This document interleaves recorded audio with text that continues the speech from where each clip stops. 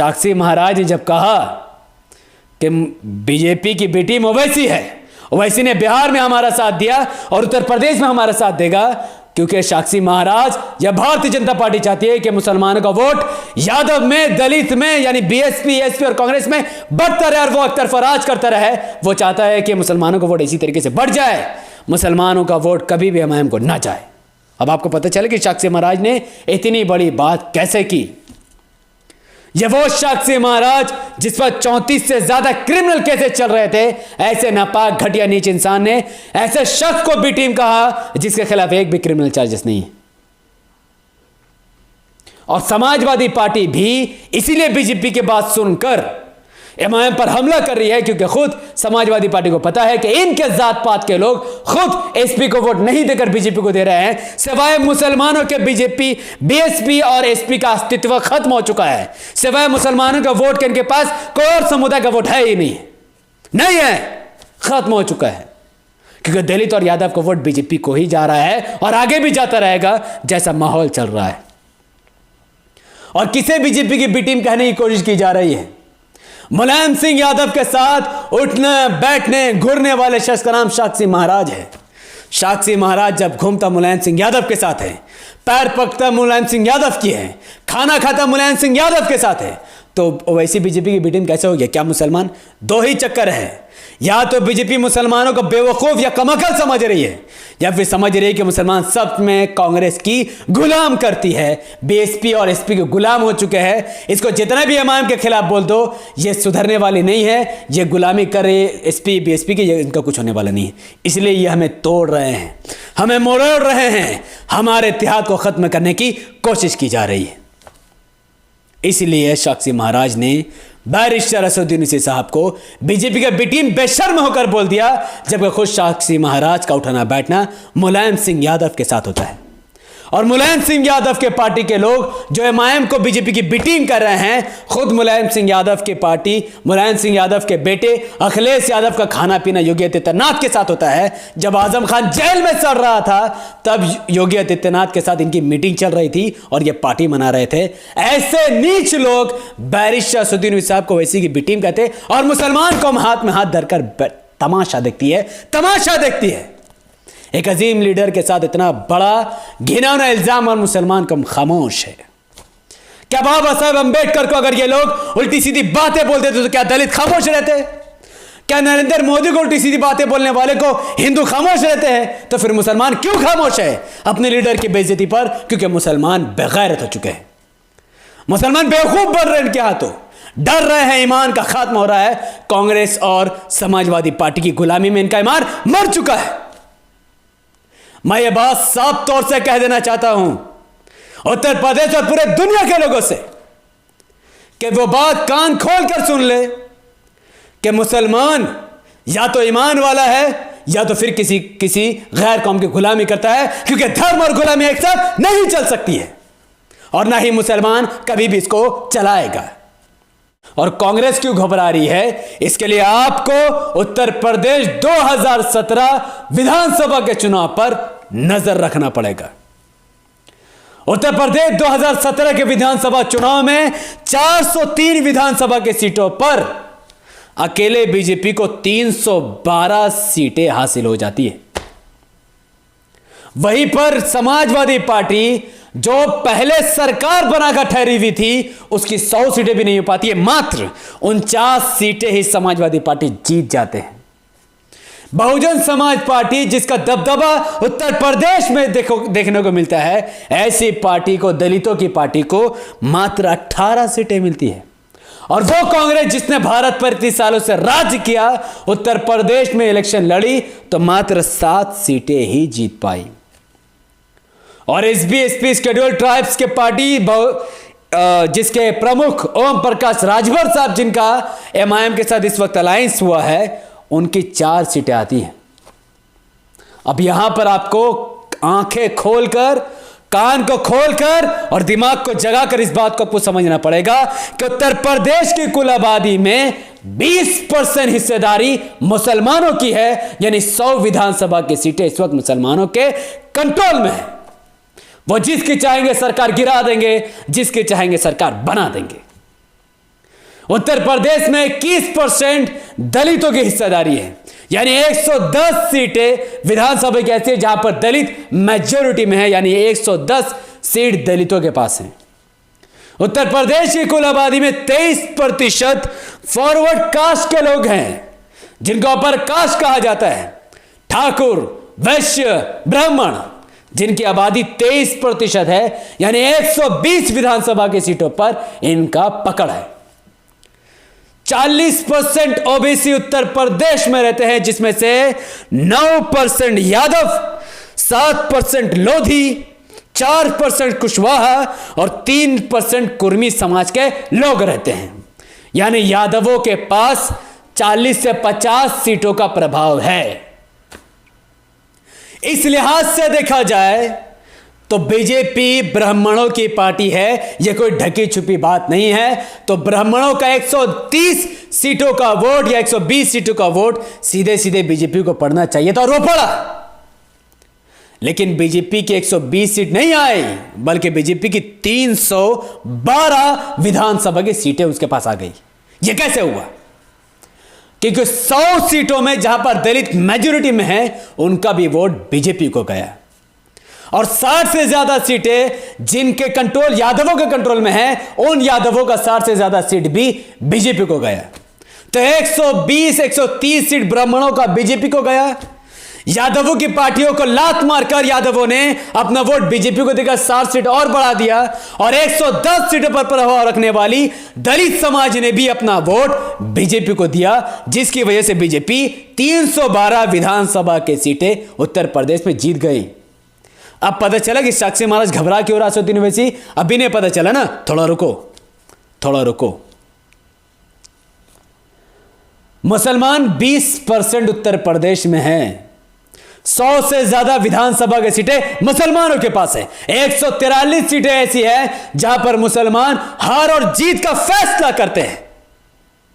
उसके बावजूद भी मुसलमानों का वोट कहां गया? किधर?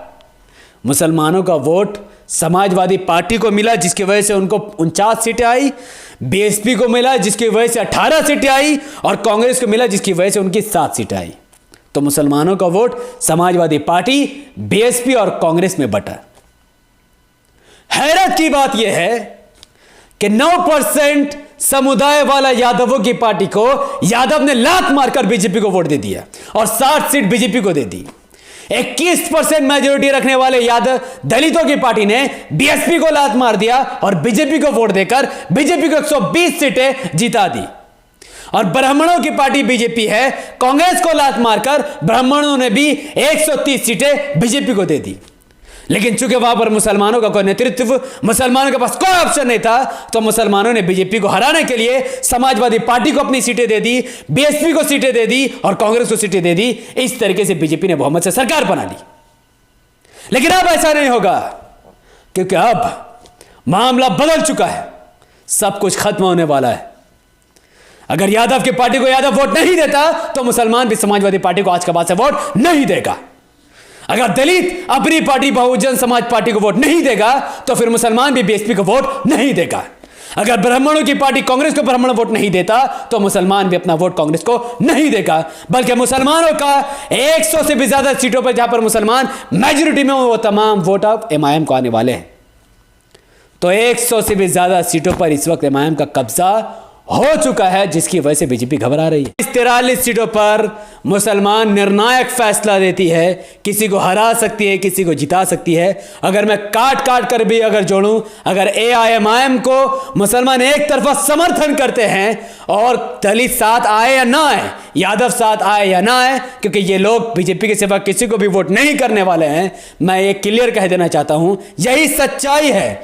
तो अगर मुसलमान 100 सीट का समर्थन एआईएमआईएम को करते हैं, तो एआईएमआईएम की 100 सीटें पक्की हो जाती हैं। ओम प्रकाश राजभर साहब की पार्टी एसबीएसपी, जिनकी इस वक्त 4 सीटें हैं, लेकिन 25 विधानसभा की सीटों पर, गालिबन 50 के आसपास विधानसभा की सीटों पर इनकी पकड़ है। अगर ये 20 विधानसभा की सीटें भी जीत जाते हैं, क्योंकि मुसलमान भी कुछ सीटों पर इनका साथ देंगे, तो 20 विधानसभा की सीटें एसबीएसपी के खाते में आ जाएगी। चंद्रशेखर आजाद समाज पार्टी जिसके अध्यक्ष खुद चंद्रशेखर आजाद हैं, वो भी राजभर साहब से मिलकर एमआईएम के इस अलायंस में यानी भाग्यदारी संकल्प मोर्चा का हिस्सा बन चुके हैं और इनकी पकड़ 44 विधानसभा की सीटों पर है। अगर ये पूरा 44 विधानसभा की सीटें जीत जाते हैं तो 44 विधानसभा की सीटें और इस भाग्यदारी संकल्प मोर्चा में आ जाती है। संजय सिंह ने ओम प्रकाश राजभर साहब से मुलाकात करके भाग्यदारी संकल्प मोर्चा से अपना गठबंधन करने के संकेत दिए। अगर वो आ जाए और बीजेपी के खिलाफ इलेक्शन लड़के अगर वो 30 सीटें भी जीत जाते हैं तो 30 सीटें और इस अलायंस के पास आ जाती हैं।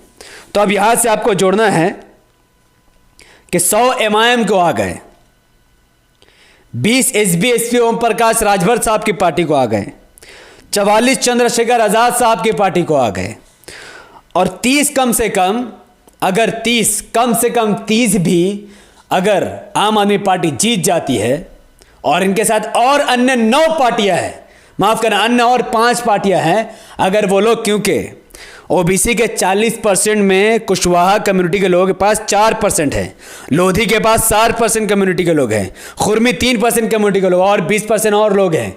अगर ये लोग 5 पार्टियों का समर्थन देकर 50 सीट का और अगर जुगाड़ हो जाता है तो इनका कुल टोटल बनता है 244, यानी इस वक्त 244 सीट जीतने के कगार पर असदुद्दीन ओवैसी साहब का यह अलायंस है।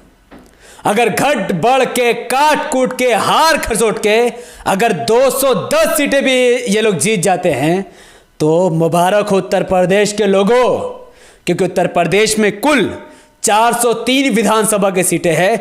202 विधानसभा की सीट जो भी पार्टी जीतेगी उसकी सरकार बनेगी और अल्हम्दुलिल्लाह एआईएमआईएम और ओम प्रकाश राजभर साहब के साथ 9 पार्टियों का यह अलायंस 200 से भी ज्यादा सीट जीतने के कगार पर है और अपनी सरकार बनाने के बहुत नजदीक है। इसलिए साक्षी महाराज के पास एक ही प्लान है, अगर मुसलमान किसी भी हिसाब से टूट गए, इनका इत्तेहाद खत्म कर दिया जाए तो इनका यह सपना खत्म हो जाएगा, भारतीय जनता पार्टी फिर दोबारा कभी नहीं जीत सकेगी। इसलिए यही वजह है कि साक्षी महाराज ने बारिश असदुद्दीन ओवैसी साहब को बीजेपी का बी टीम कहकर मुसलमानों को आपस में फूट डालकर राजनीति करने का षड्यंत्र रचा, ताकि ये मुसलमान अपना इत्तेहाद तोड़कर ये जो 100 सीटें एमआईएम को आने वाली है ये वोट बढ़ जाए और समाजवादी पार्टी, कांग्रेस और बीएसपी में बढ़कर बीजेपी का फायदा हो। अब मैं लास्ट एग्जाम्पल देकर बात खत्म करता हूं। मान लीजिए एक कंस्टिट्यूएंसी में 70% मुसलमान है, 30% ब्राह्मण है। वहां पर समाजवादी पार्टी ने भी अपना कैंडिडेट उतारा, बहुजन समाज पार्टी ने भी अपना कैंडिडेट उतारा, कांग्रेस ने भी अपना कैंडिडेट उतारा, सीपीएम ने भी अपना कैंडिडेट उतारा और एमआईएम ने अपना कैंडिडेट उतारा और बीजेपी ने अपना कैंडिडेट उतारा। यहां पर 2 काम हो सकता है, या तो 70% मुसलमानों का वोट सीपीएम को ना मिले, बीएसपी को ना मिले, समाजवादी पार्टी को ना मिले, कांग्रेस को ना मिलकर सीधा एमआईएम को मिल जाए, तो यहां पर एक मुस्लिम सीट पक्का, एक मुस्लिम विधायक जीत जाएगा, एमआईएम की एक सीट पक्की हो जाएगी और बीजेपी हार जाएगी।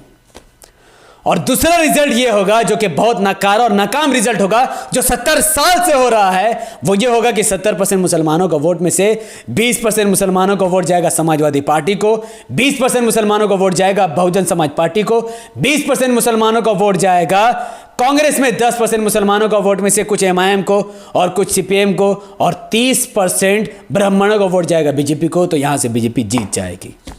तो मैं मुसलमानों के ऊपर ही छोड़ता हूं कि आप अपना वोट इन निठल्ली पार्टियों पर बांटना चाहते हैं जो राम मंदिर पर बीजेपी का समर्थन करती है, मुसलमानों को छोड़कर हिंदुओं के हित की, भगवदर हिंदुत्व के हित की बात करती है, या फिर आप उस असदुद्दीन ओवैसी साहब को अपना वोट देंगे जो ट्रिपल तलाक, कश्मीरी मुसलमान, लिंचिंग, बाबरी मस्जिद पर लेकर आपके साथ खड़े हैं।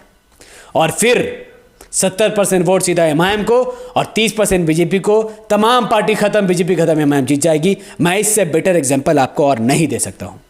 मेरी बातों से कोई भी अगर हर्ट हुआ हो तो मैं माफी चाहता हूं। मेरा मकसद किसी को भी हर्ट करने का नहीं था, बल्कि सच को सच और हक को हक बताने का था। अगर आप में से हर इंसान को यह लगता हो कि ये वीडियो वाकई में उत्तर प्रदेश के कोने कोने में पहुंचना चाहिए, उत्तर प्रदेश के हर मुसलमान, उत्तर प्रदेश का हर दलित, उत्तर प्रदेश का हर यादव और हर समाज के लोगों तक पहुंचनी चाहिए, तो आप इस वीडियो को तमाम लोगों तक वायरल कराने के लिए यूट्यूब कहता है कि जब किसी वीडियो पर धड़ाधड़ लाइक, धड़ाधड़ कमेंट, धड़ाधड़ शेयर पढ़ने शुरू हो जाते हैं, यूट्यूब खुद इस वीडियो को लाखों लोगों तक पहुंचा देता है। तो वीडियो पर धड़ाधड़ लाइक कीजिए, धड़ाधड़ इसके लिंक को व्हाट्सएप, फेसबुक, इंस्टाग्राम में शेयर कीजिए। आप अपनी बातों को कमेंट पर रखें कि आप उत्तर प्रदेश में क्या देखना चाहते हैं। 70 साल के बाद एक नई क्रांति या फिर वही 70 साल की गुलामी देखना चाहते हैं? आप अपनी बात कमेंट पर रखिए। हमारे चैनल द पॉलिटिकल को सब्सक्राइब कीजिए, बेल आइकन को हिट कीजिए और इसके लिंक को व्हाट्सएप, फेसबुक, इंस्टाग्राम में शेयर कीजिए। मुझे अपनी दुआ में याद रखिए और अन्याय का साथ छोड़कर न्याय का साथ दीजिए, बातिल का साथ छोड़कर हक का साथ दीजिए और एक अल्लाह की रजा के लिए AIMIM का साथ दीजिए। बहुत बहुत शुक्रिया। अस्सलाम वालेकुम वरहमतुल्लाहि वबरकातुहू। अल्लाह की सलामती, रहमत, बरकत आप तमाम भाई और बहनों पर हो। मैं अल्लाह भी पीस अपॉन अस।